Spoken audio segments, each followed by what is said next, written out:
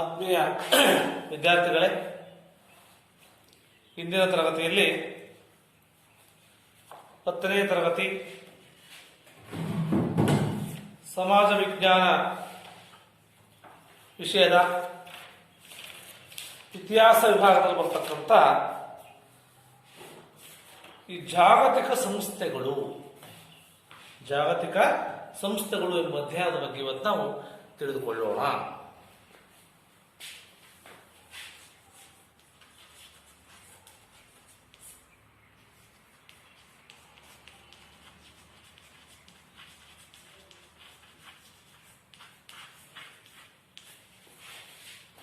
ಈ ಒಂದು ಜಾಗತಿಕ ಸಂಸ್ಥೆಗಳಲ್ಲಿ ಪ್ರಮುಖವಾಗಿ ಬರತಕ್ಕಂಥದ್ದು ವಿಶ್ವಸಂಸ್ಥೆಯ ಸ್ಥಾಪನೆ. ವಿಶ್ವಸಂಸ್ಥೆಯ ಒಂದು ಸ್ಥಾಪನೆಯ ಉದ್ದೇಶವೇನು? ವಿಶ್ವಸಂಸ್ಥೆಯ ಅಂಗಸಂಸ್ಥೆಗಳಾವು? ವಿಶ್ವಸಂಸ್ಥೆ ಏನೇನು ಸಾಧನೆ ಮಾಡ್ತು? ವಿಶ್ವಸಂಸ್ಥೆಯ ಆಶ್ರಯದ ವಿವಿಧ ಸಂಘ ಸಂಸ್ಥೆಗಳ ಬಗ್ಗೆ ನಾವು ಇವತ್ತು ಅಧ್ಯಯನವನ್ನ ಮಾಡಬೇಕಾಗಿದೆ. ಅದರಲ್ಲಿ ಪ್ರಮುಖವಾಗಿ ಮೊದಲಾಗಿ ಬರ್ತಕ್ಕಂಥದ್ದು ವಿಶ್ವಸಂಸ್ಥೆ.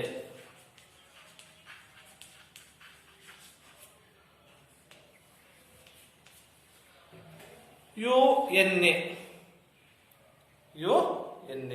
ಇದು 20ನೇ ಶತಮಾನವು 2 ಮಹಾಯುದ್ಧಗಳನ್ನ ಸಾಕ್ಷೀಕರಿಸಿದೆ ಅಂತಲ್ಲ ನೀವೆಲ್ಲ ವಿದ್ಯಾರ್ಥಿಗಳು ತಿಳಿದುಕೊಂಡಿದ್ದೀರಿ. ಮೊದಲನೇ ಮಹಾಯುದ್ಧದ ಬಳಿಕ ಜಾಗತಿಕ ಶಾಂತಿಗಾಗಿ ಲೀಗ್ ಆಫ್ ನೇಷನ್ ಅಥವಾ ರಾಷ್ಟ್ರ ಸಂಘ ಸ್ಥಾಪನೆಯಾಯಿತು. ರಾಷ್ಟ್ರ ಸಂಘ ಯಾವುದು? ಮೊದಲನೇ ಮಹಾಯುದ್ಧವನ್ನ ತಡೆಗಟ್ಟಿ ಜಾಗತಿಕ ಶಾಂತಿಗೋಸ್ಕರವಾಗಿ ಲೀಗ್ ಆಫ್ ನೇಷನ್ ಸ್ಥಾಪನೆ ಆಯಿತು. ಅನಂತರ 1939ರಲ್ಲಿ ದ್ವಿತೀಯ ಮಹಾಯುದ್ಧದ ನಂತರ ಪ್ರಾರಂಭಗೊಳ್ಳುತ್ತಿದ್ದಂತೆ ಈ ಸಂಸ್ಥೆ ಏನಾಯಿತು? ಅದು ಪತನ ಆಗಿಬಿಡ್ತು. ಸಂಸ್ಥೆ ಏನಾಯಿತು? ಪತನಗೊಂಡು 2ನೇ ಮಹಾಯುದ್ಧದ ನಂತರ ಭೀಕರವಾಗಿ ನಡೆಯುತ್ತಿದ್ದಂತೆ ಜಾಗತಿಕವಾಗಿ ಶಾಶ್ವತ ಶಾಂತಿ ಸ್ಥಾಪನೆ ಯತ್ನವೂ ಏನಾಗುತ್ತಪ್ಪ ಅಂತಂದ್ರೆ ನಡೆಸಲಾರಂಭಿಸಿತು. ವಿಶ್ವ ಮಟ್ಟದಲ್ಲಿ ಇಂಗ್ಲೆಂಡಿನ ಚರ್ಚಿಲ್,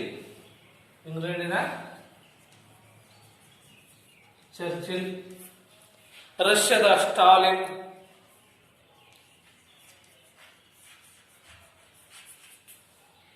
ನಂತರ ಅಮೆರಿಕದ ರೂಸ್ವೆಲ್ಟ್ ವಿಶ್ವಸಂಸ್ಥೆಯ ಸ್ಥಾಪನೆ ಮುಂದಾಗ್ತಾರೆ. ಯುನೈಟೆಡ್ ನೇಷನ್ಸ್ ಎಂಬ ಶಬ್ದವನ್ನ ಅಮೆರಿಕದ ಅಧ್ಯಕ್ಷರಾಗಿರ್ತಕ್ಕಂಥ ರೂಸ್ವೆಲ್ಟ್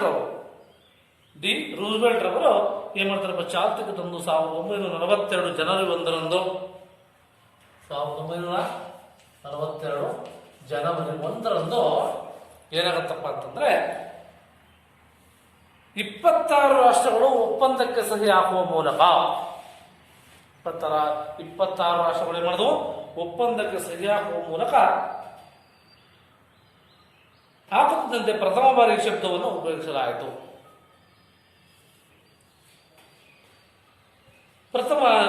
ನಂತರ ವಿಶ್ವ ರಾಷ್ಟ್ರಗಳು ಎಂದು ಕರೆಯಲ್ಪಡ್ತಕ್ಕಂಥದ್ದು 1945 ಜೂನ್ 26. 1945 ಜೂನ್ 26.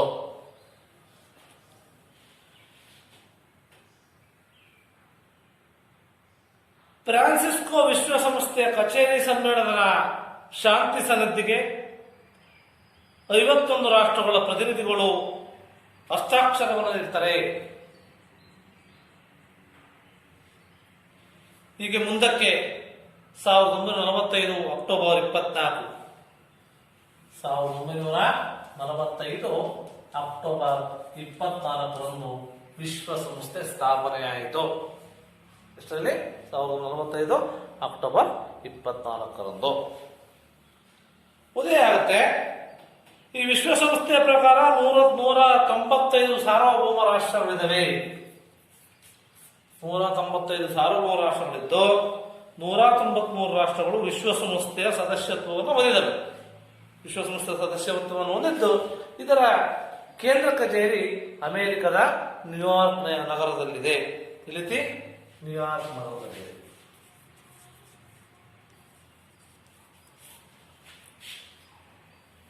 ಎಲ್ಲ ಶಾಂತಿ ಪ್ರಿಯ ರಾಷ್ಟ್ರಗಳಿಗೆ ಇದರ ಸದಸ್ಯತ್ವವನ್ನು ಹೊಂದಕ್ಕೆ ಮುಕ್ತವಾಗಿರ್ತಕ್ಕಂಥ ಅವಕಾಶಗಳನ್ನು ಕೊಡಲಾಗಿದೆ. ಶಾಂತಿ ಬೇಕು ಅಂತಂದ್ರೆ ಆ ವಿಶ್ವಸಂಸ್ಥೆ ಸದಸ್ಯತ್ವವನ್ನು ಪಡೆಯಲಿಕ್ಕೆ ಈ ಒಂದು ವಿಶ್ವಸಂಸ್ಥೆ ಅನುವು ಮಾಡಿಕೊಟ್ಟಿದೆ. ಹಾಗಾದ್ರೆ ವಿಶ್ವಸಂಸ್ಥೆ ಉದ್ದೇಶಗಳೇನು? ಯಾವ ಉದ್ದೇಶಕ್ಕೋಸ್ಕರವಾಗಿ ಸ್ಥಾಪನೆ ಆಗಿಬಿಡ್ತೇವೆ? ಎಷ್ಟು 1945 ಅಕ್ಟೋಬರ್ 24 ಸ್ಥಾಪನೆ ಆಯಿತು. ಇದರ ಉದ್ದೇಶ ಏನಂದ್ರೆ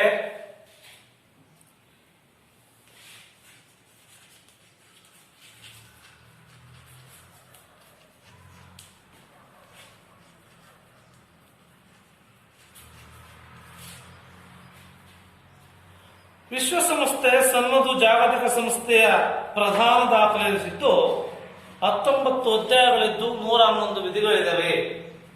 19 ಅಧ್ಯಾಯಗಳು 111 ವಿಧಿಗಳನ್ನು ಹೊಂದಿದೆ. ವಿಶ್ವದ ಜನಸಮುದಾಯ ಬೆಳೆಸಿದ ನಾವು ಎಂಬ ವಾಕ್ಯದೊಂದಿಗೆ ವಿಶ್ವಸಂಸ್ಥೆಯ ಪ್ರಸ್ತಾವನೆ ಪ್ರಾರಂಭಗೊಳ್ಳುತ್ತೆ. ಈ ವಿಶ್ವಸಂಸ್ಥೆಯ ಉದ್ದೇಶಗಳು ಏನಪ್ಪಾ ಅಂತಂದ್ರೆ ಅಂತಾರಾಷ್ಟ್ರೀಯ ಶಾಂತಿ ಮತ್ತು ಭದ್ರತೆಯನ್ನು ಕಾಪಾಡತಕ್ಕಂಥದ್ದೇ ಉದ್ದೇಶ. ಎಲ್ಲರೂ ನಾವು ಶಾಂತಿಯಿಂದ ಭದ್ರತೆಯಿಂದ ಇರತಕ್ಕಂಥ ಉದ್ದೇಶಕ್ಕೋಸ್ಕರವಾಗಿ ಈ ಒಂದು ವಿಶ್ವಸಂಸ್ಥೆ ಸ್ಥಾಪನೆಯಾಗಿದೆ. ಮತ್ತು ರಾಷ್ಟ್ರಗಳ ಮಧ್ಯೆ ಪರಸ್ಪರ ಮೈತ್ರಿಯನ್ನು ಬೆಳೆಸ್ತಕ್ಕಂಥದ್ದು ಅದು ಒಂದು ಉದ್ದೇಶ. ಮತ್ತೆ ಮೂಲಭೂತ ಹಕ್ಕುಗಳ ಬಗ್ಗೆ ನಂಬಿಕೆ ನೀಡತಕ್ಕಂಥದ್ದು ಮತ್ತು ಅಂತಾರಾಷ್ಟ್ರೀಯ ಮಟ್ಟದ ಆರ್ಥಿಕ, ಸಾಮಾಜಿಕ, ಸಾಂಸ್ಕೃತಿಕ, ಮಾನವೀಯ ನೆಲೆಯ ಸಮಸ್ಯೆಗಳಿಗೆ ಅಂತಾರಾಷ್ಟ್ರೀಯ ಸಹಕಾರದೊಂದಿಗೆ ಏನ್ ಮಾಡುತ್ತಪ್ಪ ಅಂದ್ರೆ ಪರಿಹಾರವನ್ನ ಕಂಡು ಹಿಡಿದುಕೊಳ್ತಕ್ಕಂಥ ಕೆಲಸವನ್ನ ಯಾವ್ದು ಮಾಡುತ್ತೆ? ಈ ಒಂದು ವಿಶ್ವಸಂಸ್ಥೆ ಮಾಡುತ್ತೆ ಅಂತ ನೀವೆಲ್ಲ ತಿಳಿದುಕೊಳ್ಬೇಕು ವಿದ್ಯಾರ್ಥಿಗಳೇ. ಅಂತಾರಾಷ್ಟ್ರೀಯ ಮಟ್ಟದ ನ್ಯಾಯ ಇರಬಹುದು, ಒಡನಾಟಗಳ ಷರತ್ತುಗಳಿಗೆ ಮನ್ನಣೆಯನ್ನು ಕೊಡ್ತಕ್ಕಂಥ ಕೆಲಸವನ್ನು ಸಹ ವಿಶ್ವಸಂಸ್ಥೆ ಮಾಡುತ್ತೆ. ನಂತರ ರಾಷ್ಟ್ರಗಳ ಮಧ್ಯೆ ಪರಸ್ಪರ ಸೌಹಾರ್ದಯುತವಾಗಿ ಕೆಲಸವನ್ನು ಮಾಡ್ತಕ್ಕಂಥ ಇದು ಒಂದು ವಿಶ್ವಸಂಸ್ಥೆಯ ಒಂದು ಪ್ರಮುಖ ಉದ್ದೇಶ. ಈ ಎಲ್ಲ ಉದ್ದೇಶಗಳನ್ನು ವಿಶ್ವಸಂಸ್ಥೆ ಹೊಂದಿದೆ ಅಂತ ನೀವೆಲ್ಲ ತಿಳಿದುಕೊಳ್ಬೇಕು. ನಂತರ ಏನಪ್ಪಾ ಅಂದ್ರೆ ವಿಶ್ವಸಂಸ್ಥೆಯ ಅಂಗಸಂಸ್ಥೆಗಳು. ವಿಶ್ವಸಂಸ್ಥೆಯ ಅಂಗಸಂಸ್ಥೆಗಳು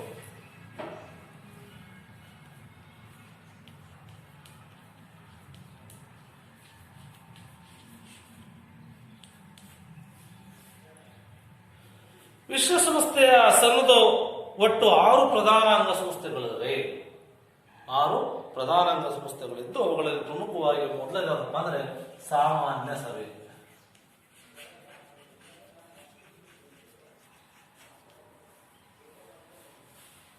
ನಂತರ ಭದ್ರತಾ ಸಮಿತಿ, ಆರ್ಥಿಕ ಹಾಗೂ ಸಾಮಾಜಿಕ ಸಮಿತಿ, ಅಂತಾರಾಷ್ಟ್ರೀಯ ನ್ಯಾಯಾಲಯ ಮತ್ತು ಸಚಿವಾಲಯ ಅಂತೇಳಿ ನಾವು ವಿಶ್ವಸಂಸ್ಥೆ ಅಂಗಸಂಸ್ಥೆಗಳನ್ನ ನಾವು ಕಾಣ್ತೇವೆ. ಅದರಲ್ಲಿ ಪ್ರಮುಖವಾಗಿ ಬರ್ತಕ್ಕಂಥದ್ದು ಸಾಮಾನ್ಯ ಸಭೆ. ಯಾವುದು? ಸಾಮಾನ್ಯ ಸಭೆ. ಸಾಮಾನ್ಯ ಸಭೆಯಲ್ಲಿ ಎಲ್ಲಾ ರಾಷ್ಟ್ರಗಳ ಪ್ರತಿನಿಧಿಗಳನ್ನೊಳಗೊಂಡಂತ ಒಂದು ಅಂಗಸಂಸ್ಥೆ ಇದು. ಪ್ರತಿಯೊಂದು ಸದಸ್ಯ ರಾಷ್ಟ್ರ 5 ಸದಸ್ಯರನ್ನು ಕಳಿಸಬೇಕು. ಇದಕ್ಕೆ ಕಳಿಸಿಕೊಡುತ್ತೆ. ಆದರೆ ಪ್ರತಿ ಸದಸ್ಯ ರಾಷ್ಟ್ರಕ್ಕೆ 1 ಮತದ ಹಕ್ಕು ಮಾತ್ರ ಇರುತ್ತೆ. ಸಾಮಾನ್ಯ ಸಭೆ ತನ್ನ ಪ್ರಥಮ ಅಧಿವೇಶನದಲ್ಲಿ 1 ವರ್ಷದವರೆಗೆ ಒಬ್ಬ ಅಧ್ಯಕ್ಷರನ್ನ ಆರಿಸುತ್ತೆ. ಅದೇ ರೀತಿ 17 ಉಪಾಧ್ಯಕ್ಷರನ್ನ 7 ಸ್ಥಾಯಿ ಸಮಿತಿಗಳಿಗೆ 7 ಮಂದಿ ಅಧ್ಯಕ್ಷರನ್ನು ಸಹ ಆರಿಸಲಾಗುತ್ತೆ. ಇಲ್ಲಿ ಸಾಮಾನ್ಯ ಸಭೆ ಅಧಿವೇಶನ ಸಾಮಾನ್ಯವಾಗಿ ಯಾವ ತಿಂಗಳಲ್ಲಿ ಆಗುತ್ತಪ್ಪ ಅಂದ್ರೆ ಸೆಪ್ಟೆಂಬರ್ ತಿಂಗಳಲ್ಲಿ ಆಗುತ್ತೆ.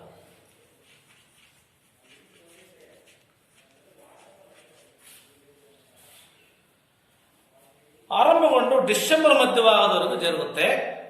ಎಲ್ಲ ಹೆಚ್ಚಿನ ಪ್ರಮುಖ ನಿರ್ಧಾರಗಳಿಗೆ 3/2 ಸದಸ್ಯರ ಹಾಜರಾತಿ ಬೇಕು ಮತ್ತು ಅನುಮೋದನೆ ಅವಶ್ಯಕವಾಗಿರುತ್ತೆ. ವಾರ್ಷಿಕ ಆಯವ್ಯಯ ಪಟ್ಟಿಗೆ ಸಾಮಾನ್ಯ ಸಭೆಯಲ್ಲಿ ಒಪ್ಪಿಗೆಯನ್ನು ಪಡಿಬೇಕಾಗುತ್ತೆ. ಯಾವುದಾದರೂ ತುರ್ತು ವಿಷಯಗಳು ಚರ್ಚೆಯನ್ನು ಮಾಡಬೇಕಿದ್ರೆ ವಿಶೇಷ ಅಧಿವೇಶನವನ್ನು ಕರೆತಕ್ಕಂಥ ಸಂಭವ ಇದೆ. ಜಾಗತಿಕ ಸಂಸತ್ತಿನ ರೀತಿಯಲ್ಲಿ ವಿಶ್ವದ ಪ್ರಮುಖ ವಿದ್ಯಮಾನಗಳ ಬಗ್ಗೆ ಚರ್ಚೆಯನ್ನು ಮಾಡತಕ್ಕಂಥ ಚರ್ಚೆಯಿಂದ ಪ್ರಧಾನ ಪಾತ್ರವನ್ನು ವಹಿಸ್ತಕ್ಕಂಥದ್ದು ಈ ಒಂದು ಸಾಮಾನ್ಯ ಸಭೆ ಅಂತ ನೀವೆಲ್ಲ ತಿಳಿದುಕೊಳ್ಬೇಕು. ನಂತರ ಬರ್ತಕ್ಕಂಥದ್ದು ಭದ್ರತಾ ಸಮಿತಿ.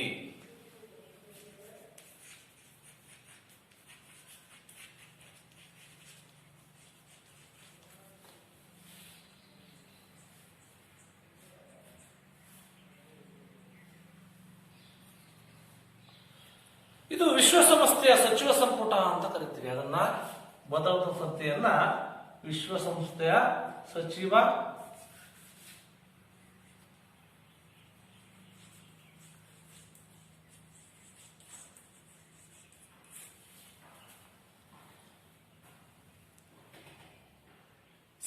ಸಂಪುಟ ಎನ್ನುವ ಮಾದರಿಯಲ್ಲಿದ್ದು ಅತ್ಯಂತ ಪ್ರಭಾವಿ ಅಂಗ ಅಂತ ಅದು ಈ ಒಂದು ಭದ್ರತಾ ಸಮಿತಿ.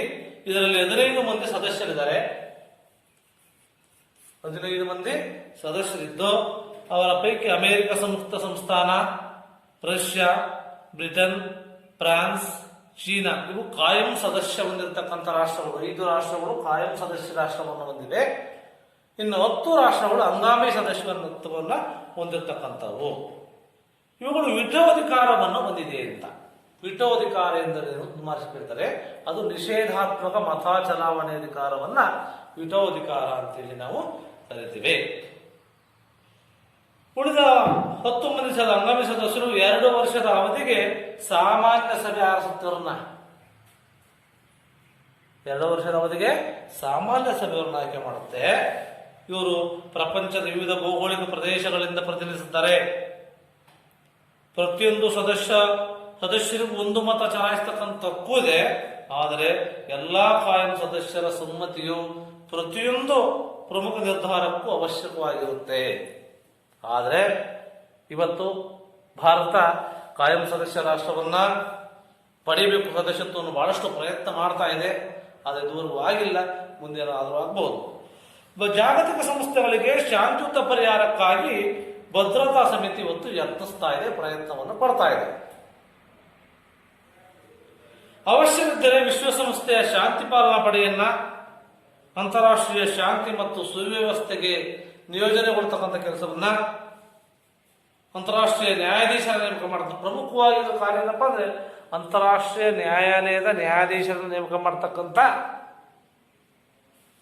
ಕೆಲಸವನ್ನು ಯಾರು ಮಾಡುತ್ತಪ್ಪ ಅಂದ್ರೆ ಈ ಒಂದು ಭದ್ರತಾ ಸಮಿತಿ ಮಾಡುತ್ತೆ ಅಂತ ಇವೆಲ್ಲ ತಿಳಿಬೇಕಾಗುತ್ತೆ. ಮತ್ತು ವಿಶ್ವಸಂಸ್ಥೆ ಮಹಾ ಕಾರ್ಯದರ್ಶಿ ಉಮೇದುವಾರಿಕೆ, ವಿಶ್ವಸಂಸ್ಥೆಗೆ ಯಾರು ಮಹಾ ಕಾರ್ಯದರ್ಶಿ ಆಗಬೇಕು ಹಾಗಂತ ಉಮೇದುವಾರಿಕೆಯನ್ನ ಸಲ್ಲಿಸ್ತಕ್ಕಂಥ ಕೆಲಸವನ್ನ ಈ ಒಂದು ಭದ್ರತಾ ಸಮಿತಿ ಮಾಡುತ್ತೆ. ಇದು ವಿಶ್ವಸಂಸ್ಥೆಯ 2ನೇ ಅಂಗ. ಈ ವಿಶ್ವಸಂಸ್ಥೆಯ 3ನೇ ಅಂಗ ಏನಪ್ಪ ಅಂದ್ರೆ ಆರ್ಥಿಕ ಮತ್ತು ಸಾಮಾಜಿಕ ಸಮಿತಿ.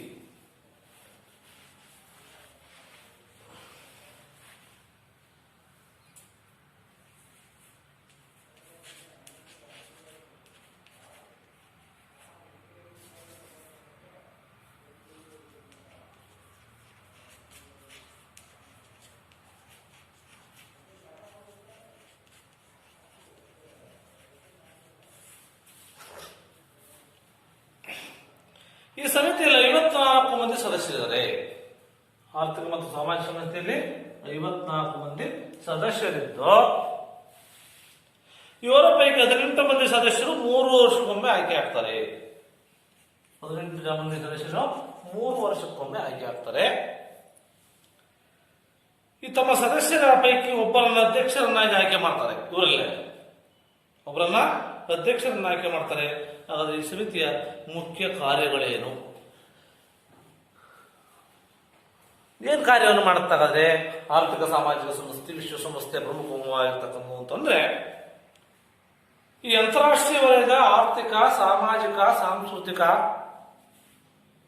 ಶೈಕ್ಷಣಿಕ, ಆರೋಗ್ಯ ಮತ್ತು ಇನ್ನಿತರ ವಿಷಯಕ್ಕೆ ಸಂಬಂಧಿಸಿದಂತಹ ವಿಷಯಗಳ ಮೇಲೆ ಅಧ್ಯಯನವನ್ನ ಮಾಡಿ ವರದಿಯನ್ನ ಮಾಡತಕ್ಕಂಥ ಕೆಲಸವನ್ನ ಈ ಆರ್ಥಿಕ ಮತ್ತು ಸಾಮಾಜಿಕ ಸಮಿತಿ ನಿರ್ವಹಿಸುತ್ತೆ. ನಿರಾಶ್ರಿತರ ಬಗ್ಗೆ, ಮಹಿಳೆಯರ ಸ್ಥಾನಮಾನ, ವಸತಿ ಸಮಸ್ಯೆ ಮುಂತಾದ ಹಲವಾರು ವಿಷಯಗಳನ್ನೇ ಈ ಸಮಿತಿ ಕಾರ್ಯ ವ್ಯಾಪ್ತಿಯೊಳಗೆ ಬರತಕ್ಕಂಥ ಕೆಲಸವನ್ನು ಇದು ಮಾಡುತ್ತೆ. ಮಾನವ ಹಕ್ಕುಗಳ ಬಗ್ಗೆ, ಮೂಲಭೂತ ಸ್ವಾತಂತ್ರ್ಯದ ಬಗ್ಗೆ ಈ ಸಮಿತಿ ಶಿಫಾರಸನ್ನು ಮಾಡುತ್ತೆ. ಮಾನವ ಸಂಪನ್ಮೂಲ, ಸಂಸ್ಕೃತಿ, ಶಿಕ್ಷಣ ನಂತರ ಮುಂತಾದ ವಿಷಯಗಳ ಬಗ್ಗೆ ಅಂತಾರಾಷ್ಟ್ರೀಯ ಕೆಲವು ಸಮ್ಮೇಳನವನ್ನ ಮಾಡ್ತಕ್ಕಂಥ ಕೆಲಸವನ್ನ ಈ ಒಂದು ಆರ್ಥಿಕ ಮತ್ತು ಸಾಮಾಜಿಕ ಸಮಿತಿ ನಿರ್ವಹಿಸ್ತಕ್ಕಂಥ ಕೆಲಸವನ್ನು ಮಾಡುತ್ತೆ. ವಿಶೇಷ ಪ್ರಾವೀಣ್ಯ ತಂದಿರತಕ್ಕಂಥ ಅಂಗಸಂಸ್ಥೆಗಳಾಗಿರ್ತಕ್ಕಂಥ ಕಾರ್ಮಿಕ ಸಂಘ, ವಿಶ್ವ ಕಾರ್ಮಿಕ ಸಂಘ, ಇಂಟರ್ನ್ಯಾಷನಲ್ ಲೇಬರ್ ಆರ್ಗನೈಸೇಷನ್, ಅನಂತರ FAO food and agriculture organisation, ಜಾಗತಿಕ ಆರೋಗ್ಯ ಸಂಸ್ಥೆ ಮುಂತಾದವುಗಳ ಬಗ್ಗೆ ಸಮನ್ವಯ ಮಾಡತಕ್ಕಂಥ ಕೆಲಸ ಮಾಡುತ್ತೆ. ಅದರ ಜೊತೆಗೆ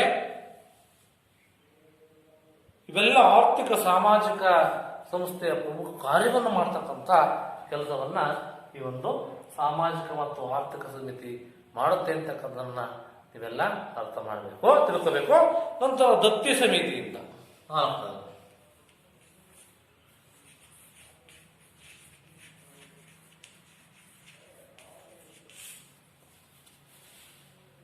ಈ ಸಂಸ್ಥೆ ವಾಸ್ತವಿಕವಾಗಿ ಸಾಮಾನ್ಯ ಸಭೆಯ ಉಪಸಂಸ್ಥೆ ಅಥವಾ ಸಹಾಯಕ ಸಂಸ್ಥೆ ಅಂತ ಹೇಳ್ತೀವಿ. ಉಪಸಂಸ್ಥೆ ಅಥವಾ ಸಹಾಯಕ ಸಂಸ್ಥೆ ಅಂತ ಹೇಳ್ತೀವಿ. ಟ್ರಸ್ಟ್ ಆಶ್ರಯಿತ ಪ್ರದೇಶಗಳ ಸಂಖ್ಯೆ ಕಡಿಮೆಯಾಗಿದ್ದರಿಂದ ಈ ಸಮಿತಿಯ ಕಾರ್ಯಕ್ಷೇತ್ರವನ್ನು ಕಡಿಮೆ ಆಗ್ತಾ ಇದೆ. ಇವತ್ತು ಸ್ವತಂತ್ರ ರಾಜ್ಯದ ಮಟ್ಟಕ್ಕೆ ಏರುವ ಪ್ರದೇಶಗಳ ಉಸ್ತುವಾರಿಯನ್ನು ನೋಡ್ತಕ್ಕಂಥ ಕೆಲಸವನ್ನ ಸಮಿತಿ ಹೊಂದಿದ್ದು ನಿಷ್ಕ್ರಿಯವಾಗಿದೆ ಮತ್ತು ಯಾವುದೇ ರೀತಿಯ ದತ್ತಿ ಉಳಿದಿಲ್ಲ. ನಿಷ್ಕ್ರಿಯ ಅಂತ ಗೊತ್ತಾರೆ,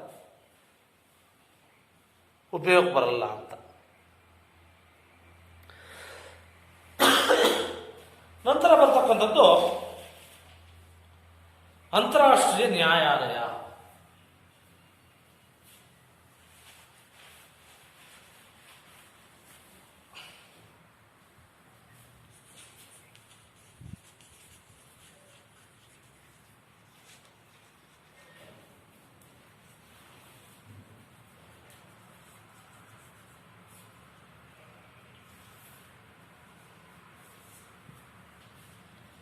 ಇದು ವಿಶ್ವಸಂಸ್ಥೆಯ ಒಂದು ಪ್ರಧಾನ ಅಂಗಸಂಸ್ಥೆ ಮತ್ತು ಎಲ್ಲ ಸದಸ್ಯ ರಾಷ್ಟ್ರಗಳು ಈ ನ್ಯಾಯಾಧೀಶರ ಸನ್ನದ್ಧಿಗೆ ತಮ್ಮ ಸಹಮತವನ್ನು ವ್ಯಕ್ತಪಡಿಸಬೇಕಾಗುತ್ತೆ, ಬದ್ಧರಾಗಿರಬೇಕು. ಈ ನ್ಯಾಯಾಲಯದಲ್ಲಿ 15 ಮಂದಿ ನ್ಯಾಯಾಧೀಶರಿರ್ತಾರೆ. ಅಂತಾರಾಷ್ಟ್ರೀಯ ನ್ಯಾಯಾಲಯದ ನ್ಯಾಯಾಧೀಶರ ಸಂಖ್ಯೆ ಎಷ್ಟು? 15 ಮಂದಿ.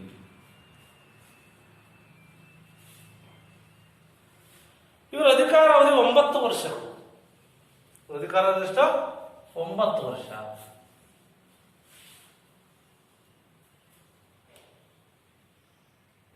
ಇವರು ಮರು ಆಯ್ಕೆನೂ ಸಹ ಆಗಬಹುದು. ಇದು ನೆದರ್ಲ್ಯಾಂಡಿನ ಹೇಗ್ ಎಂಬಲ್ಲಿ ಅಂತಾರಾಷ್ಟ್ರೀಯ ನ್ಯಾಯಾಲಯ ಇದೆ ಎಂದು ಇಲ್ಲಿ ನೆದರ್ಲ್ಯಾಂಡಿನ ಹೇಗ್ ಅಂತೇಳಿ.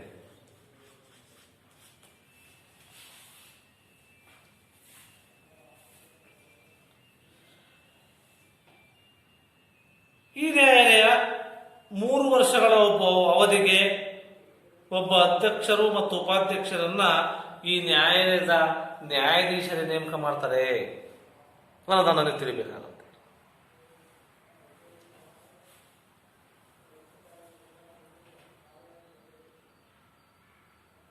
ಜೊತೆಗೆ ಬಹುಮತದ ಆಧಾರದಲ್ಲಿ ಕೆಲವು ನಿರ್ಣಯಗಳನ್ನು ಕೈಗೊಳ್ಳುತ್ತೆ. ನ್ಯಾಯ ತೀರ್ಪುಗಳ ಜೊತೆಗೆ ಕಾನೂನು ವಿಚಾರದಲ್ಲಿ ಯೋಗ್ಯ ಸಲಹೆಗಳನ್ನು ನೀಡತಕ್ಕಂಥ ಕೆಲಸವನ್ನ ಈ ಒಂದು ಅಂತಾರಾಷ್ಟ್ರೀಯ ನ್ಯಾಯಾಲಯ ನಿರ್ವಹಿಸುತ್ತೆ. ನೈತಿಕ ವೈಚಾರಿಕ ನೆಲೆಗಟ್ಟಿನ ನ್ಯಾಯಾಲಯದ ನಿರ್ಣಯಗಳು ಬಹಳಷ್ಟು ಮಹತ್ವವನ್ನು ಹೊಂದಿದವೆ ಅಂತ ನೀವೆಲ್ಲ ಅರ್ಥ ಮಾಡಿಕೊಳ್ಬೇಕು. ಮತ್ತು ಈ ನ್ಯಾಯಾಲಯದ ತೀರ್ಪು ಕಡ್ಡಾಯವಾಗಿ ಯಾವ ದೇಶಕ್ಕೂ ಅನ್ವಯಿಸುವಂತಿಲ್ಲ. ಎಲ್ಲ ಇತಿಮಿತಿಗಳ ಮಧ್ಯೆಯೂ ಅಂತಾರಾಷ್ಟ್ರೀಯ ಶಾಂತಿ ಮತ್ತು ಸುಭದ್ರತೆಗೆ ಅಂತಾರಾಷ್ಟ್ರೀಯ ನ್ಯಾಯಾಲಯ ಏನ್ ಮಾಡುತ್ತಪ್ಪ ಅಂತಂದ್ರೆ ತನ್ನದೇ ಆಗಿರ್ತಕ್ಕಂಥ ಕೊಡುಗೆಯನ್ನು ನೀಡಿದೆ ಅಂತಕ್ಕಂಥದ್ದನ್ನ ಇವೆಲ್ಲ ತಿಳಿಬೇಕಾಗುತ್ತೆ. ನಂತರ ಬರ್ತಕ್ಕಂಥದ್ದು ಈ ಒಂದು ಸಚಿವಾಲಯ.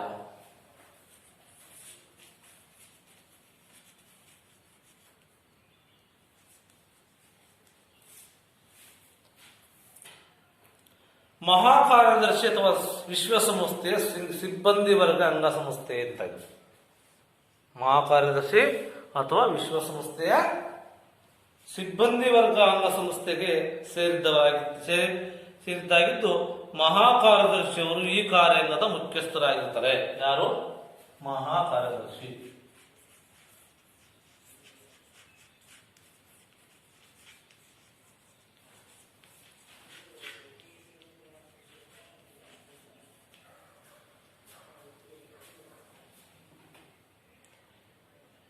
ಇವರನ್ನ ಭದ್ರತಾ ಸಮಿತಿಯ ಶಿಫಾರಸ್ಸಿನ ಮೇರೆಗೆ ಸಾಮಾನ್ಯ ಸಭೆ 5 ವರ್ಷಗಳ ಅವಧಿಗೆ ಇವರನ್ನ ಆರಿಸುತ್ತೆ.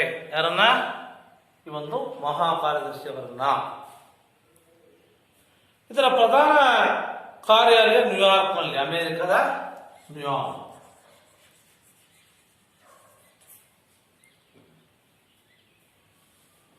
ಜಿನೇವಾ, ವಿಯೆನ್ನಾ, ನೈರೋಬಿಗಳಲ್ಲಿ ಇದರ ಶಾಖೆಗಳನ್ನು ಸಹ ನಾವು ಕಾಣ್ತೇವೆ.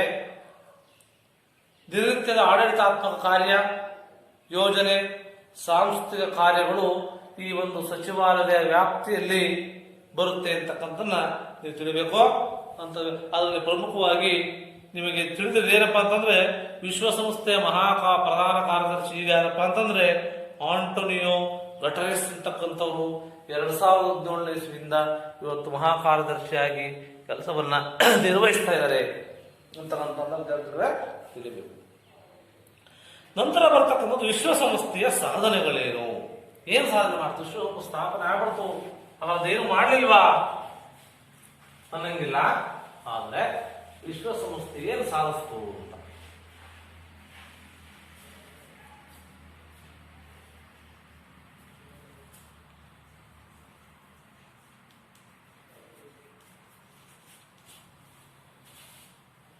ಇದು ಮೊದಲದಾಗಿ ಶಾಂತಿ ಸ್ಥಾಪನೆಯ ಕಾರ್ಯಗಳನ್ನ ಮಾಡಿತು.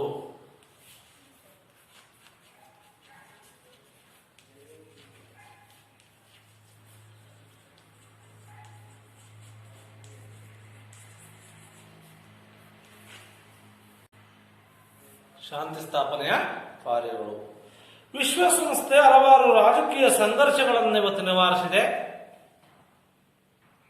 ಭದ್ರತಾ ಸಮಿತಿಯ ಕಾಯಂ ಸದಸ್ಯರ ಒಮ್ಮತದ ಕೊರತೆ, ಜಾಗತಿಕ ವಿದ್ಯಮಾನಗಳ ಸಂಕೀರ್ಣತೆಯಿಂದ ವಿಶ್ವಸಂಸ್ಥೆಯ ಸಾಧನೆ ಮಿಶ್ರ ರೂಪದಿಂದ ಕೂಡಿದೆ ಅಂತಕ್ಕಂಥ ನಾವೆಲ್ಲ ತಿಳಿದುಕೊಳ್ಬೇಕಾಗತ್ತೆ.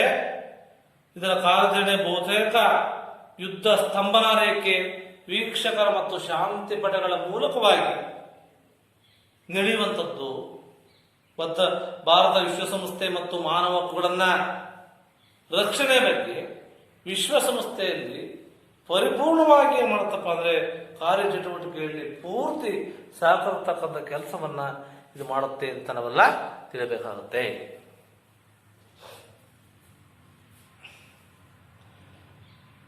ನಂತರ ಸುಯೋಜ್ ಕಾಲುವೆ ಬಿಕ್ಕಟ್ಟು, ಇರಾನ್ನಲ್ಲಿ ಸಂಘರ್ಷ ಆಯಿತು, ಇಂಡೋನೇಷ್ಯಾದಲ್ಲಿ ಸಂಘರ್ಷ, Kashmir, Palestine, Korea, Hungary, Congo, Arab Israel, Namibia, Afghanistan ಇತ್ಯಾದಿ ಕೆಲವು ವಿವಾದಗಳನ್ನ ಇದು ವಿಶ್ವಸಂಸ್ಥೆ ಪರಿಹರಿಸಿರ್ತಕ್ಕಂಥ ನಾವು ನೆನಪಲ್ಲಿಟ್ಕೊಳ್ಬೇಕಾಗುತ್ತೆ. ಅಣ್ವಸ್ತ್ರ ಮತ್ತು ಸಾಂಪ್ರದಾಯಿಕ ನಿಶಸ್ತ್ರೀಕರಣದ ನಿಟ್ಟಿನಲ್ಲಿ ಇವತ್ತು ವಿಶ್ವಸಂಸ್ಥೆ ನಿರಂತರವಾಗಿ ಪ್ರಯತ್ನವನ್ನು ಮಾಡ್ತಾ ಇದೆ. ಇದೀಗ ಈ ಒಂದು ಶೀತಲ ಸಮರ ಕೇಳಬೇಕಾದ್ರೆ, ಶೀತಲ ಸಮರ ಅಂದ್ರೆ ಎರಡು ಬಣಗಳ ನಡುವೆ ಇರತಕ್ಕಂಥ ಮುಸುಕಿನ ಗುದ್ದಾಟ ಇವತ್ತಿಗೂ ಅಮೆರಿಕ ಮತ್ತೆ ರಷ್ಯಾಗೆ ನಡೆದ್ದು ಶೀತಲ ಸಮರ. ಇದು ಎರಡು ದೇಶಗಳು ನಡೆದಿದೆ. ಪರಸ್ಪರ ಮುಸುಕಿನ ಗುದ್ದಾಟವನ್ನು ನಾವೇನು ಕರಿತೀವಿ, ಶೀತಲ ಸಮರ ಅಂತ ಕರಿತೀವಿ. ಶೀತಲ ಸಮರದ ಕಾಲಘಟ್ಟ ಮುಗಿದಿದ್ದು ವಿಶ್ವ ಶಾಂತಿಯ ನೆಲೆಯಲ್ಲಿ ಇವತ್ತು ವಿಶ್ವಸಂಸ್ಥೆ ಪ್ರಭಾವಿ ಕಾರ್ಯವನ್ನು, ಉತ್ತಮ ವಲಯವನ್ನು ನಿರ್ಮಾಣವನ್ನು ಮಾಡ್ತಾ ಇದೆ ಅಂತಕ್ಕಂಥದ್ದನ್ನ ಇವೆಲ್ಲ ತಿಳಿಬೇಕು. ನಂತರ ಬರ್ತಕ್ಕಂಥ ಆರ್ಥಿಕ ಮತ್ತು ಹಣಕಾಸಿನ ಸಾಧನೆ.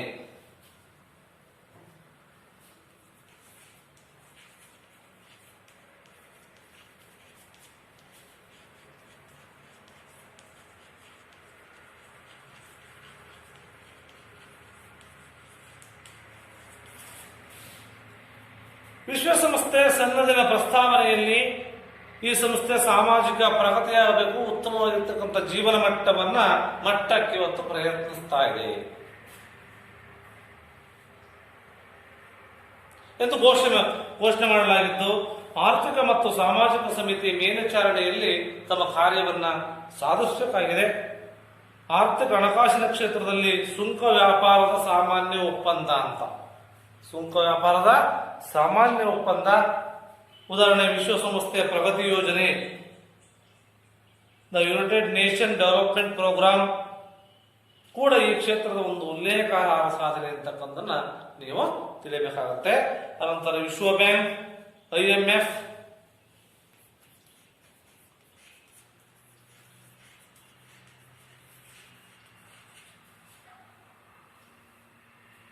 ಈ ಒಂದು IMF ನಂತಹ ವಿತ್ತೀಯ ಸಂಸ್ಥೆಗಳು ವಿಶ್ವಸಂಸ್ಥೆಯ ಸಹಯೋಗದೊಂದಿಗೆ ಉತ್ತಮವಾಗಿರ್ತಕ್ಕಂಥ ಸಾಧನೆ ಮಾಡ್ತಾ ಇದ್ದೇವೆ ಅನ್ನೋದನ್ನು ನಾವು ತಿಳಿದುಕೊಳ್ಬೇಕಾಗುತ್ತೆ. ಅಂತ ಇವು ಈ ಒಂದು ವಿಶ್ವಸಂಸ್ಥೆಯ ಸಾಧನೆ ಏನು, ಶಾಂತಿ ಸ್ಥಾಪನೆ ಕಾರ್ಯವನ್ನು ಮಾಡ್ತು, ಆರ್ಥಿಕ ಹಾಗೂ ಹಣಕಾಸಿನ ಸಾಧನೆಯನ್ನು ಮಾಡ್ತು, ಸಾಮಾಜಿಕ ಸಾಧನೆಯನ್ನು ಮಾಡ್ತು. ಇದಾದ ನಂತರ ವಿಶ್ವಸಂಸ್ಥೆಯ ಆಶ್ರಯದಲ್ಲಿ ಬರ್ತಕ್ಕಂಥ ವಿವಿಧ ಅಂಗಸಂಸ್ಥೆಗಳು,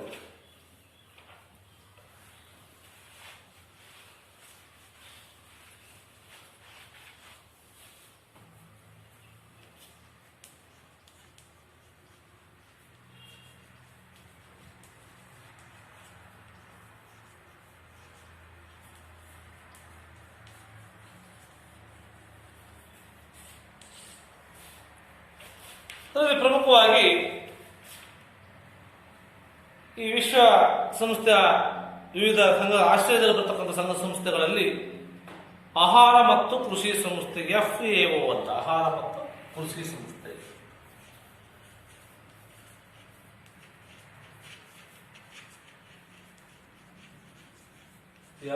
FAO, food and agriculture organisation. ಜಗತ್ತಿನಾದ್ಯಂತ ಇವತ್ತು ಬಡತನ ಇದೆ, ಹಸಿವಿದೆ, ಅಪೌಷ್ಟಿಕತೆಯಿಂದ ಹೋರಾಟಕ್ಕೋಸ್ಕರವಾಗಿ ಈ ಒಂದು ಆಹಾರ ಮತ್ತು ಕೃಷಿ ಸಂಸ್ಥೆಯನ್ನ 1945ರಲ್ಲಿ ಸ್ಥಾಪನೆ ಮಾಡಿದರು. ಅಷ್ಟರಲ್ಲಿ 1945ರಲ್ಲಿ ಇದು ಪ್ರಧಾನ 3 ಒಳ ವಿಭಾಗಗಳನ್ನು ಹೊಂದಿದ್ದು. ಪ್ರಮುಖವಾಗಿ ಏನು 3 ಒಳ ವಿಭಾಗಗಳನ್ನು ಹೊಂದಿದ್ದು. ಅದರಲ್ಲಿ ಸಮ್ಮೇಳನ ಮತ್ತು ಸಮಿತಿ, ಮಹಾನಿರ್ದೇಶಕರು. ಸಮ್ಮೇಳನ, ಸಮಿತಿ, ಮಹಾನಿರ್ದೇಶಕರು.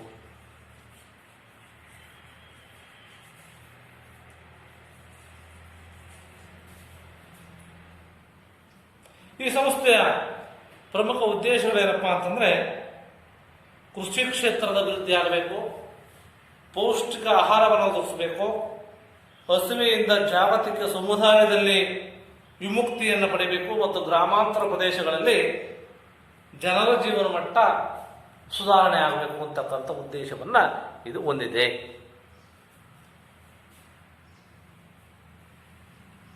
ಈ ಸಂಸ್ಥೆಯ ಪ್ರಧಾನ ಕಚೇರಿ ರೋಮ್ನಲ್ಲಿದೆ. ಎಲ್ಲಿದೆ? ರೋಮ್.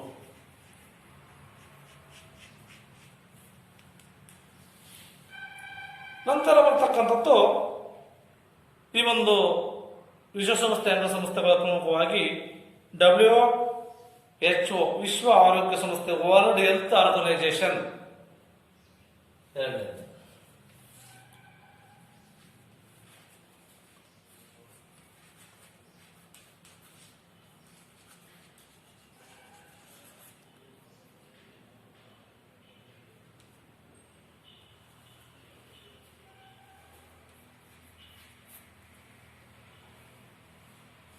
ಪ್ರಪಂಚದ ಮಾನವರ ಆರೋಗ್ಯ ಸುಧಾರಿಸಬೇಕು. ಮೊದಲು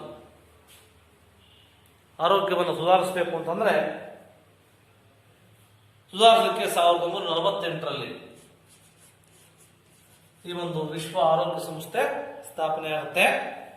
ಈ ವಿಶ್ವ ಆರೋಗ್ಯ ಸಂಸ್ಥೆ ಕಾಲರ, ಪ್ಲೇಗು, ಮಲೇರಿಯಾ, ಸಿಡುಬು ಮುಂತಾದ ರೋಗಗಳನ್ನು ಸಂಪೂರ್ಣವಾಗಿ ತೊಡೆದು ಹಾಕಲಿಕ್ಕೆ ಪ್ರಯತ್ನ ಮಾಡಿತು. ಅದೇ ರೀತಿ ಇವತ್ತು ಭಯಂಕರ ರೋಗಗಳಾಗಿರ್ತಕ್ಕಂಥ ಏಡ್ಸ್ ಇರ್ಬೋದು, ಕ್ಯಾನ್ಸರ್ಗಳಂತ ಭೀಕರ ರೋಗಗಳಿಂದ ಪ್ರಪಂಚವನ್ನ ಮುಕ್ತಿಗೊಳಿಸಲಿಕ್ಕೆ ಇವತ್ತು ಪ್ರಯತ್ನ ಪಡ್ತಾ ಇದೆ. ಸಿಡುಬು ರೋಗವನ್ನ ಸಮಗ್ರವಾಗಿ ನಿವಾರಿಸುವಲ್ಲಿ ಈ ಒಂದು ವಿಶ್ವ ಆರೋಗ್ಯ ಸಂಸ್ಥೆ ಮಾಡಿ ಯಶಸ್ಸನ್ನು ಕಂಡಿದೆ. ಅದರಲ್ಲಿ ಜನಸಂಖ್ಯಾ ಸ್ಫೋಟ ಇರ್ಬೋದು, ಪರಿಸರ ಸಂರಕ್ಷಣೆ ಇರಬಹುದು, ಹಸಿವಿರ್ಬೋದು, ಪೌಷ್ಟಿಕತೆ ಕೊರತೆ ಇಂಥ ವಿಷಯಗಳ ಮೇಲೆ ಈ ಸಂಸ್ಥೆ ಕಾರ್ಯವನ್ನು ಸೂಚಿಸಿ ಈ ಎಲ್ಲ ಕ್ಷೇತ್ರಗಳಲ್ಲಿ ವಿಶ್ವ ಆರೋಗ್ಯ ಸಂಸ್ಥೆ ಸೇವೆ ನಮಗೆ ಉಲ್ಲೇಖನಾರ್ಹ ಎನಿಸಿದ್ದು. ಇದರ ಕೇಂದ್ರ ಕಚೇರಿ ಇಲ್ಲಪ್ಪ ಅಂತಂದ್ರೆ ಸ್ವಿಟ್ಜರ್ಲ್ಯಾಂಡಿನ ಜಿನೇವಾದಲ್ಲಿದೆ. ಕೇಳ್ತಾರೆ, ವಿಶ್ವ ಆರೋಗ್ಯ ಸಂಸ್ಥೆ ಕೇಂದ್ರ ಕಚೇರಿ ಇದೆ ಅಂದ್ರೆ ಸ್ವಿಟ್ಜರ್ಲ್ಯಾಂಡಿನ Geneva.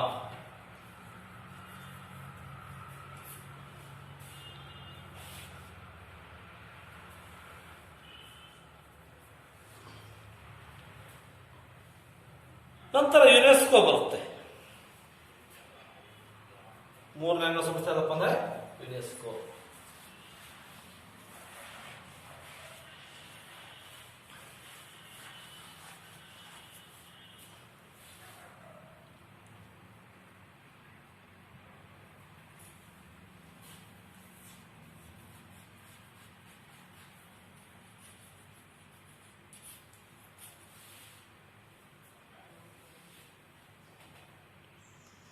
United nations educational, scientific and cultural organisation ಅಂತ ಇದು 1946ರಲ್ಲಿ ಸ್ಥಾಪನೆ ಆಯಿತು. 1946ರಲ್ಲಿ ಸ್ಥಾಪನೆ ಆಯಿತು. ಇದರ ಮುಖ್ಯ ಕೇಂದ್ರ ಕಚೇರಿ ಪ್ಯಾರಿಸ್ನಲ್ಲಿದೆ.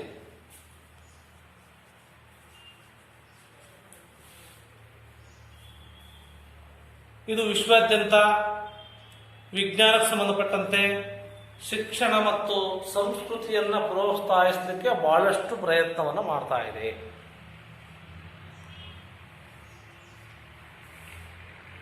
ತಂತ್ರಾರಿಕೆ, ರಚನಾತ್ಮಕ ಚಿಂತನೆ ಮಾಡತಕ್ಕಂಥದ್ದು, ಸಾಂಸ್ಕೃತಿಕ ವಿಚಾರಗಳು ಮತ್ತು ಪರಿಸರ ವಿಜ್ಞಾನದ ಬಗ್ಗೆ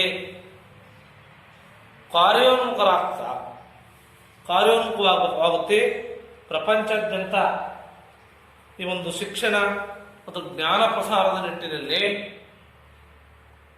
ಇದು ಸರ್ಕಾರಗಳಿಗೆ ಮತ್ತು ಸರ್ಕಾರೇತರ ಸ್ವಯಂ ಸೇವಾ ಸಂಸ್ಥೆಗಳಿಗೆ ಸಹಾಯವನ್ನು ನೀಡತಕ್ಕಂಥ ಕೆಲಸವನ್ನ ಈ ಒಂದು ಯುನೆಸ್ಕೋ ಮಾಡುತ್ತೆ ಅಂತಕ್ಕಂಥದ್ದನ್ನ ನೀವು ತಿಳಿಯಬೇಕು. ನಂತರ ಯುನಿಸೆಫ್ ಅಂತ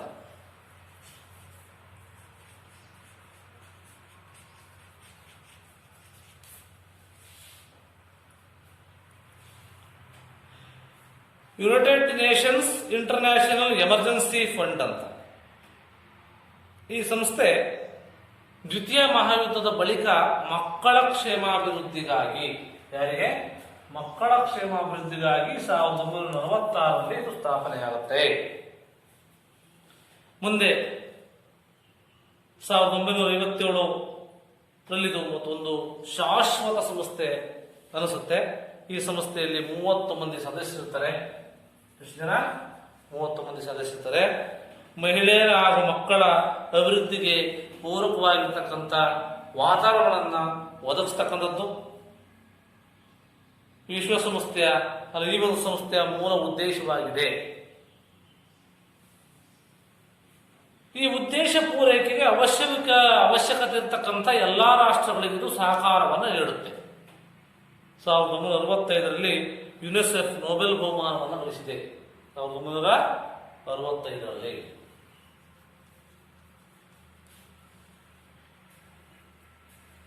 ಶುಭಾಶಯ ಪತ್ರದ ಮಾರಾಟದ ಮೂಲಕವಾಗಿ ಈ ಸಂಸ್ಥೆ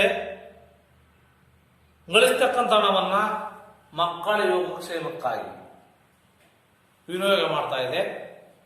ಈಗ ಈ ಸಂಸ್ಥೆ ಮಾನವೀಯ ದೃಷ್ಟಿಕೋನ ಹೊಂದಿರತಕ್ಕಂಥ ಒಂದು ಪ್ರಮುಖವಾಗಿರ್ತಕ್ಕಂಥ ಸಂಸ್ಥೆಯಾಗಿ ಕಾರ್ಯವನ್ನ ನಿರ್ವಹಿಸ್ತಾ ಇದೆ. ಇದಾದ್ಮೇಲೆ IMF ಅಂತ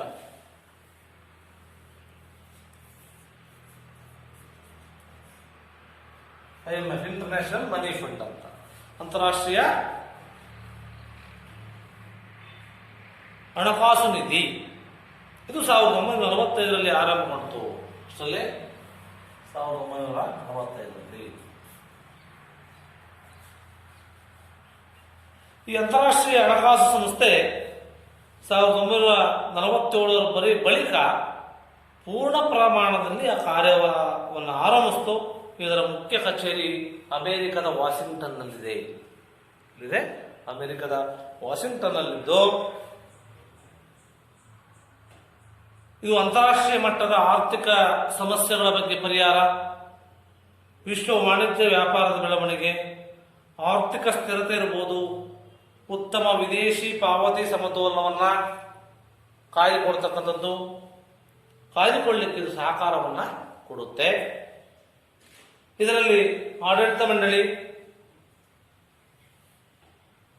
ಕಾರ್ಯನಿರ್ವಹಣಾ ನಿರ್ದೇಶಕ ಮಂಡಳಿ ಹಾಗೂ ಪಾರದರ್ಶಕತೆ ಸಾಕಷ್ಟು ಮನ್ನಣೆಯನ್ನ ಪಡೆದಿದೆ ಅಂತಕ್ಕಂಥದ್ದನ್ನ ನೀವು ತಿಳಿಬೇಕಾಗತ್ತೆ. ಮತ್ತು ಇದು ವಿವಿಧ ರಾಷ್ಟ್ರಗಳ ಕೇಂದ್ರ ಬ್ಯಾಂಕ್ಗಳಿಗೆ ಕೇಂದ್ರ ಬ್ಯಾಂಕು ಎಂಬುದಾಗಿ ಇದನ್ನು ಕರೆಯಲಾಗಿದೆ. ಯಾಕಪ್ಪ ಅಂತಂದ್ರೆ ಆರ್ಥಿಕವಾಗಿ ಮುಂದುವರೆದ ಹಾಗೂ ಹಿಂದುಳಿದ ರಾಷ್ಟ್ರಗಳ ಪರಸ್ಪರ ಸಂಬಂಧವನ್ನ ಇದೇನ್ ಮಾಡ್ತಾ ಇದೆಯಪ್ಪ ಅಂತಂದ್ರೆ ಬೆಳೆಸುವಲ್ಲಿ ತನ್ನದೇ ಆಗಿರ್ತಕ್ಕಂಥ ಪೂರಕ ಪಾತ್ರವನ್ನ ಇದು ನಿರ್ವಹಿಸ್ತಾ ಇದೆ ಅಂತ ಇವೆಲ್ಲ ತಿಳಿಬೇಕಾಗುತ್ತೆ. ನಂತರ ಬರ್ತಕ್ಕಂಥದ್ದು IBRD. ಇದು ಒಂದು ವಿಶ್ವ ಬ್ಯಾಂಕ್ ಅಂತ ಕರಿತೀವಿ. IBRD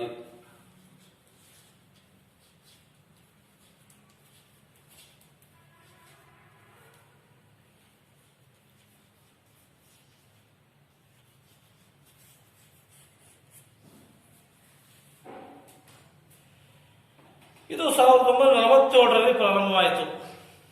1947ರಲ್ಲಿ ಇದರ ಮುಖ್ಯ ಕಚೇರಿ ವಾಷಿಂಗ್ಟನ್ನಲ್ಲಿದೆ. ದ್ವಿತೀಯ ಮಹಾಯುದ್ಧದ ನಂತರ ಆರ್ಥಿಕವಾಗಿ ಪುನಶ್ಚೇತನವಾಗಲಿಕ್ಕೋಸ್ಕರವಾಗಿ ಈ ಒಂದು ಸಂಸ್ಥೆಯನ್ನ ಸ್ಥಾಪನೆ ಮಾಡಲಾಯಿತು. ಇದು ಕೃಷಿ, ಸಾರಿಗೆ ಸಂಪರ್ಕಕ್ಕೆ ಅವಶ್ಯಕತೆ ಇರತಕ್ಕಂಥ ಎಲ್ಲಾ ರಾಷ್ಟ್ರಗಳಿಗೆ ಈ ಬ್ಯಾಂಕ್ ಅಗಾಧ ಮಟ್ಟದ ಸಾಲವನ್ನ ಕೊಡುತ್ತೆ.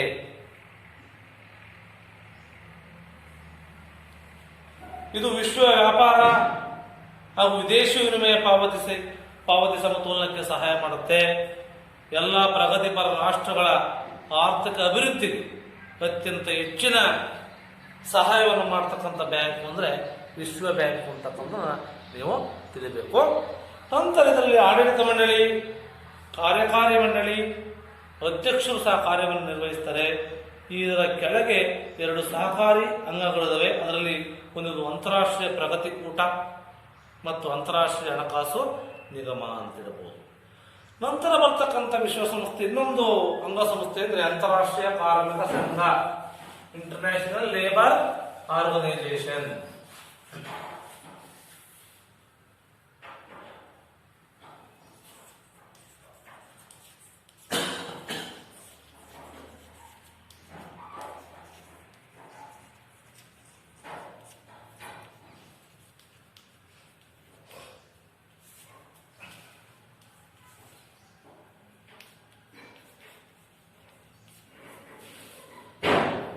ಈ ಸಂಸ್ಥೆ ಹೆಸರು ಸೂಚಿಸಿದಂತೆ ಇದು ಕಾರ್ಮಿಕರ ಕ್ಷೇಮಾಭಿವೃದ್ಧಿಗಾಗಿ ಆರಂಭಗೊಂಡಿರ್ತಕ್ಕಂಥ ಒಂದು ಸಂಸ್ಥೆ. ಇದರ ಮುಖ್ಯ ಕಚೇರಿ ಈ ಒಂದು ಸ್ವಿಟ್ಜರ್ಲ್ಯಾಂಡಿನ ಜಿನೇವಾದಲ್ಲಿದೆ.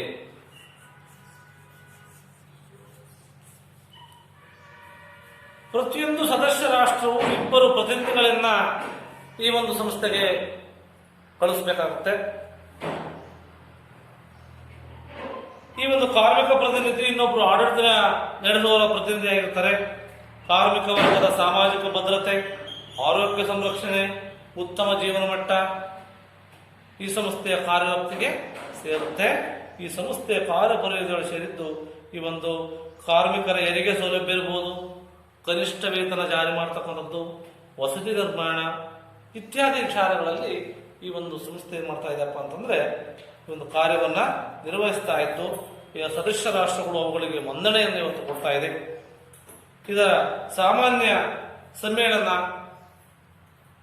ಕಾರ್ಮಿಕ ವರ್ಗದ ಜಾಗತಿಕ ಸಂಸತ್ತಿನೊಂದಿಗೆ ಇದ್ದು ಅವರ ಹಿತಾಸಕ್ತಿಗಳನ್ನ ರಕ್ಷಣೆ ಮಾಡಲಿಕ್ಕೆ ಇವತ್ತು ಪ್ರಯತ್ನವನ್ನು ಮಾಡ್ತಾ ಇದೆ. ನಂತರ ಬರ್ತಕ್ಕಂಥ ವಿಶ್ವಸಂಸ್ಥೆ ವ್ಯಾಪಾರ ಮತ್ತು ವಾಣಿಜ್ಯ ಪ್ರಗತಿ ಸಂಸ್ಥೆ. ಈ ಸಂಸ್ಥೆ ಪ್ರಧಾನವಾಗಿ ಜಾಗತಿಕ ಮಟ್ಟದ ವ್ಯಾಪಾರ ಮತ್ತು ವಾಣಿಜ್ಯ ಸಂಗತಿಗಳ ಪ್ರಗತಿಗೆ ಇವತ್ತು ಪ್ರಯತ್ನಿಸ್ತಾ ಇದೆ. ಅಂತಾರಾಷ್ಟ್ರೀಯ ವ್ಯಾಪಾರದ ಬೆಳವಣಿಗೆಗೆ ಬೇಕಾಗಿರ್ತಕ್ಕಂಥ ತಾಂತ್ರಿಕ ಸಹಕಾರವನ್ನ ಈ ಸಂಸ್ಥೆ ನೀಡ್ತಾ ಇದೆ. ಜಾಗತಿಕ ಮಟ್ಟದಲ್ಲಿ ಯಾವುದೇ ತೆರನಾಗಿರ್ತಕ್ಕಂಥ ಧೋರಣಾತ್ಮಕ ತೊಂದರೆಗಳನ್ನ ಇದು ನಿವಾರಣೆ ಮಾಡುತ್ತೆ. ನಿವಾರಿಸುವ ಮೂಲಕ ತನ್ಮೂಲಕ ಅಂತಾರಾಷ್ಟ್ರೀಯ ವ್ಯಾಪಾರ ವಾಣಿಜ್ಯ ಬೆಳವಣಿಗೆಗೆ ಸಹಕರಿಸಿ ಹೀಗೆ ವಿಶ್ವ ಕುಟುಂಬದ ಆರ್ಥಿಕ ಪ್ರಗತಿಗೆ ಪೂರಕವಾಗಿ ತನ್ನ ಕಾರ್ಯವನ್ನು ಇದು ನಿರ್ವಹಿಸ್ತಾ ಇದೆ. ನಂತರ ಬರ್ತಕ್ಕಂಥದ್ದು ವಿಶ್ವ ವ್ಯಾಪಾರ ಸಂಘ, ವರ್ಲ್ಡ್ ಟ್ರೇಡ್ ಆರ್ಗನೈಸೇಷನ್, ವಿಶ್ವ ವ್ಯಾಪಾರ ಸಂಘ.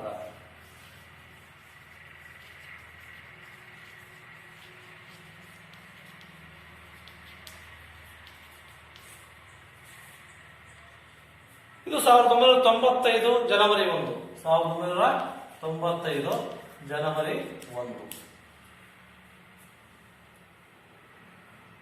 ಸ್ಥಾಪನೆ ಆಯ್ತಿದ್ದಾರೆ. ಎಲ್ಲಾ ಸದಸ್ಯ ರಾಷ್ಟ್ರಗಳು ಸಾಮಾನ್ಯ ವ್ಯಾಪಾರ ಸುಂಕ ಒಪ್ಪಂದ ಗ್ಯಾಟ್ ಅಂತೀವಿ, ಇದಕ್ಕೆ ಒಪ್ಪಿಗೆ ಸೂಚಿಸಿ ಅಂತಾರಾಷ್ಟ್ರೀಯ ಮಟ್ಟದ ವಾಣಿಜ್ಯ ವ್ಯಾಪಾರದ ತೊಡಕುಗಳ ನಿರ್ವಹಣೆಗೆ ಸಂಪೂರ್ಣವಾಗಿರ್ತಕ್ಕಂಥ ಸಹಕಾರವನ್ನ ವಿಶ್ವ ಬ್ಯಾಂಕಿನೊಂದಿಗೆ ಅಂತಾರಾಷ್ಟ್ರೀಯ ವಾಣಿಜ್ಯದ ವ್ಯವಹಾರಗಳ ಧೋರಣೆಯನ್ನ ಇವತ್ತು ರೂಪಿಸ್ತಾ ಇದೆ, ಸಹಕರಿಸ್ತಾ ಇದೆ. ಮುಕ್ತ ವಾಣಿಜ್ಯ ಧೋರಣೆಯಿಂದ ಪ್ರವರ್ಧಮಾನದೊಳಗೆ ಸಾಕ್ತಕ್ಕಂಥ ರಾಷ್ಟ್ರಗಳು ಕೆಲವೊಂದು ತೊಂದರೆಗಳನ್ನು ಅನುಭವಿಸಬೇಕಾಗಿತ್ತು. IMF ಮತ್ತು IBRD ಸಂಸ್ಥೆಗಳು ಈ ಒಂದು ತೃತೀಯ ಆರ್ಥಿಕ ಆಧಾರ ಸ್ತಂಭ ಅಂತ ನಾವು ಕರಿತೀವಿ. ಇಷ್ಟೇನಪ್ಪ ಅಂತಂದ್ರೆ ಈ ಒಂದು ವಿಶ್ವಸಂಸ್ಥೆಯ ಪ್ರಧಾನ ಅಂಗಸಂಸ್ಥೆಗಳ ಬಗ್ಗೆ ಇವೆಲ್ಲ ತಿಳಿದುಕೊಂಡ್ರು. ನಂತರ ಬರ್ತಕ್ಕಂಥದ್ದು ಪ್ರಾದೇಶಿಕ ಸಹಕಾರ ಅಂತ.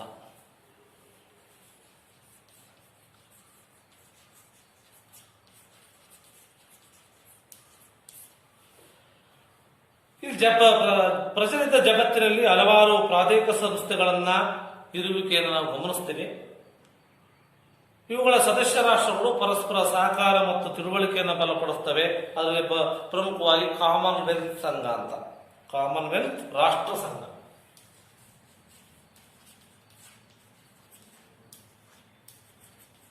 ರಾಷ್ಟ್ರ ಸಂಘ ಇದನ್ನ ಬ್ರಿಟಿಷ್ ಕಾಮನ್ವೆಲ್ತ್ ಆಫ್ ನೇಷನ್ಸ್ ಅಂತ ಕರಿತೀವಿ. ಆ ಬಳಿಕ ಬ್ರಿಟಿಷ್ ಎಂಬ ಶಬ್ದವನ್ನು ತೆಗೆದೀಗ 1926ರಲ್ಲಿ ಸ್ಥಾಪನೆ ಆಯಿತು. ಮುಂದೆ ಭಾರತವೂ ಸೇರಿ ಸ್ವತಂತ್ರಗೊಳಿಸಿದ ಹಲವು ರಾಷ್ಟ್ರಗಳು ಇದರ ಸದಸ್ಯತ್ವವನ್ನು ಸ್ವಯಂ ಇಚ್ಛೆಯಿಂದ ಪಡೆದಿವೆ ಅಂತಕ್ಕಂಥ. ಪ್ರಸ್ತುತ ಕಾಮನ್ವೆಲ್ತ್ ಸಂಸ್ಥೆಯಲ್ಲಿ 54 ಸದಸ್ಯ ರಾಷ್ಟ್ರಗಳಿದ್ದು ಇದು ಬ್ರಿಟನ್ನಿನ ಲಂಡನ್ ಇದರ ಕೇಂದ್ರ ಕಚೇರಿ.